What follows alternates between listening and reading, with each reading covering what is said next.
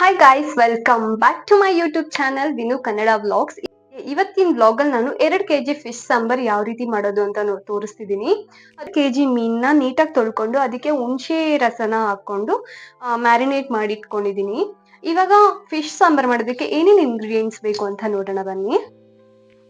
ನಾಟಿ ಈರುಳ್ಳಿ ಒಂದು 4 ರಿಂದ 5, ಒಂದು ಸಣ್ಣ ಟೊಮ್ಯಾಟೊ, ಒಂದು ದೊಡ್ಡ ಬೆಳ್ಳುಳ್ಳಿ ಬಿಡಿಸ್ಕೊಂಡಿರುವಂಥದ್ದು, ಅಷ್ಟು ಹುಣಸೆ ಹಣ್ಣನ್ನ ನಾನು ಮೊದಲೇ ನೆನೆಸಿಟ್ಕೊಂಡಿದ್ದೀನಿ.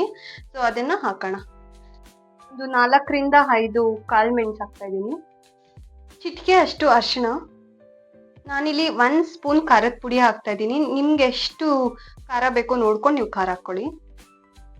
ಮತ್ತೆ ಜೀರಿಗೆ ಒಂದು ಸ್ವಲ್ಪ ಸ್ಪೂನ್ ಹಾಕೋತಿದ್ದೀನಿ. ಸಾಂಬಾರ್ ಪೌಡರ್ ನಾನು ಒಂದು 3 ಸ್ಪೂನ್ ಹಾಕೋತಾ ಇದ್ದೀನಿ ಇಲ್ಲಿ.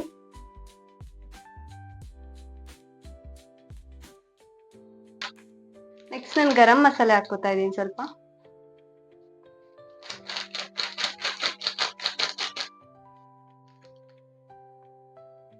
ಇದಕ್ಕೇನೆ ಒಂದು ಚಕ್ಕೆ, ಒಂದು ಚಿಕ್ಕ ಪೀಸು, ಹಾಗೇನೆ ಒಂದು ಲವಂಗ 4 ರಿಂದ 5 ತಗೊಂಡಿದ್ದೀನಿ.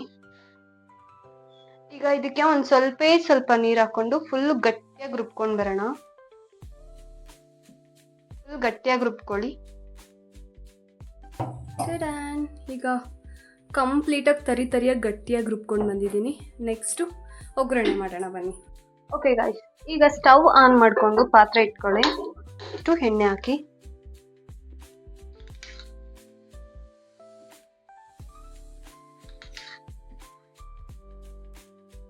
ಹಾಕ್ತಿದ್ದಂಗೆ ಕರ್ಬೇವಿನ ಸೊಪ್ಪು ಹಾಕೊಳ್ಳಿ. ಕರ್ಬೇವಿನ ಸೊಪ್ಪು ಹಾಕಿ ನೆಕ್ಸ್ಟು ಈರುಳ್ಳಿ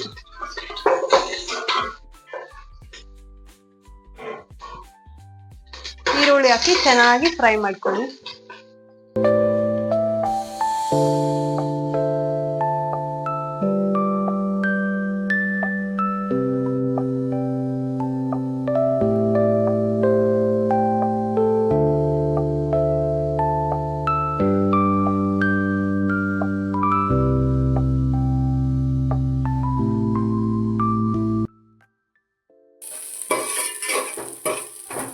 ಇವಾಗ ಈರುಳ್ಳಿ ಎಲ್ಲ ಗೋಲ್ಡನ್ ಫ್ರೈ ಆಗಿದೆ. ನೆಕ್ಸ್ಟ್ ಇದಕ್ಕೆ ರುಬ್ಕೊಂಡಿರೋಂತಹ ಮಸಾಲೆ ಹಾಕೋಣ.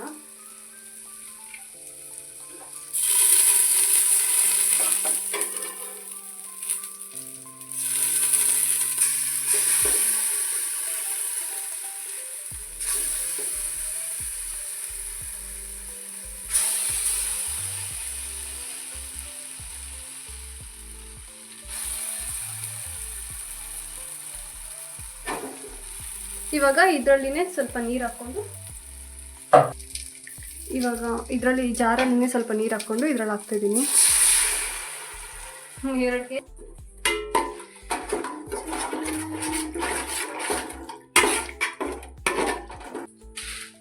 ಈಗ ರುಚಿಗೆ ತಕ್ಕಷ್ಟು ಉಪ್ಪು ಹಾಕ್ತಿದ್ದೀನಿ. ಒಂದು ಸ್ವಲ್ಪ ಹಾಕ್ಕೊಳ್ಳಿ, ಆಮೇಲೆ ಮೀನಲ್ಲಿ ಹಾಕಿದಾದ್ಮೇಲೆ ಟೇಸ್ಟ್ ನೋಡಿ ಮತ್ತೆ ಬೇಕಾದರೆ ಹಾಕೋಬಹುದು.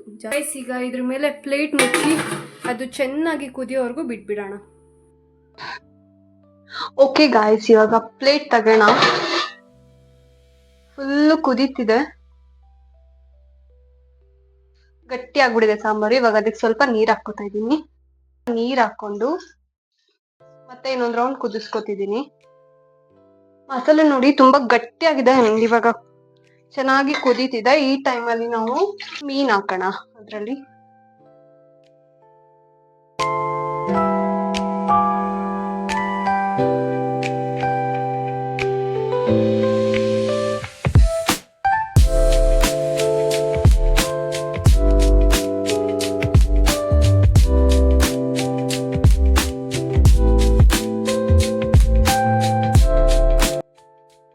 ಈಗ ಮಿಕ್ಸ್ ಮಾಡಿ ಹೈ ಫ್ಲೇಮಲ್ಲಿ ಒಂದು 2 ನಿಮಿಷ ಈ ತರ ಪ್ಲೇಟ್ ಮುಚ್ಚಿ ಜಸ್ಟ್ 2 ನಿಮಿಷ ಬಿಡಬೇಕು. ಜಾಸ್ತಿ ಹೊತ್ತೆಲ್ಲ ಬಿಡಂಗಿಲ್ಲ, ಜಾಸ್ತಿ ಅದು ಎಲ್ಲ ಉದ್ರುದ್ರಾಗ ಆಗ್ಬಿಡತ್ತೆ ಫಿಶ್ ಎಲ್ಲ. ಸೊ ಅದಕ್ಕೆ ಜಸ್ಟ್ 2 ನಿಮಿಷ ಈ ತರ ಪ್ಲೇಟ್ ಮುಚ್ಚಿ ಬಿಟ್ಬಿಡ್ಬೇಕು.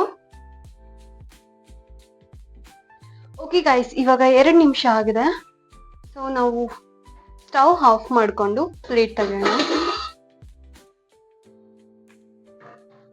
ಕಂಪ್ಲೀಟ್ ಆಗಿ ಬೆಂದಿದೆ ಇವಾಗ, ಅಂದ್ರೆ ತುಂಬಾ ಬೆಂದಿಲ್ಲ, ಕರೆಕ್ಟ್ ಅದಕ್ಕೆ ಬೆಂದಿದೆ. ಅದಕ್ಕೆ 2 ನಿಮಿಷ ಬೇಯಿಸ್ಕೋಬೇಕು. ಇನ್ ಸ್ವಲ್ಪ ಹೊತ್ತು ಬೇಯಿಸಿದ್ರೂ ಅದು ಕಂಪ್ಲೀಟ್ ಆಗಿ ಪುಡಿ ಪುಡಿ ಆಗ್ಬಿಡ್ತಿತ್ತು. ಇವಾಗ ಪ್ಲೇಟ್ ನ ಕಂಪ್ಲೀಟ್ ಆಗಿ ಮುಚ್ಚಬಾರ್ದು, ಈ ತರ ಸೈಡ್ಗೆ ಇಟ್ಟಿರ್ಬೇಕು. ಕಂಪ್ಲೀಟ್ ಮುಚ್ಚಿದ್ರೆ ಅದು ಬಿಸಿಗೆ ಮತ್ತೆ ಇನ್ನು ಪುಡಿ ಪುಡಿ ಆಗ್ಬಿಡತ್ತೆ. ಸೊ ಈ ತರ ಸೈಡ್ ಮುಚ್ಚಿ ಬಿಡ್ಬೇಕು.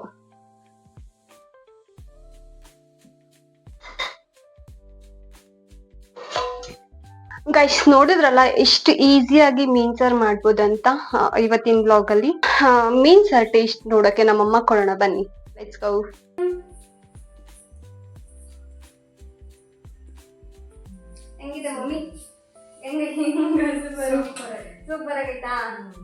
ನಿಮ್ಗೆ ಏನಾದ್ರು ನನ್ನ ವಿಡಿಯೋ ಇಷ್ಟ ಆಗಿದ್ರೆ ದಯವಿಟ್ಟು ನನ್ನ ಚಾನಲ್ಗೆ ಸಬ್ಸ್ಕ್ರೈಬ್ ಮಾಡಿ, ಹಾಗೆ ಲೈಕ್ ಮಾಡಿ, ಶೇರ್ ಮಾಡಿ ಅಂಡ್ ಕಮೆಂಟ್ ಮಾಡಿ. Thank you so much. Bye.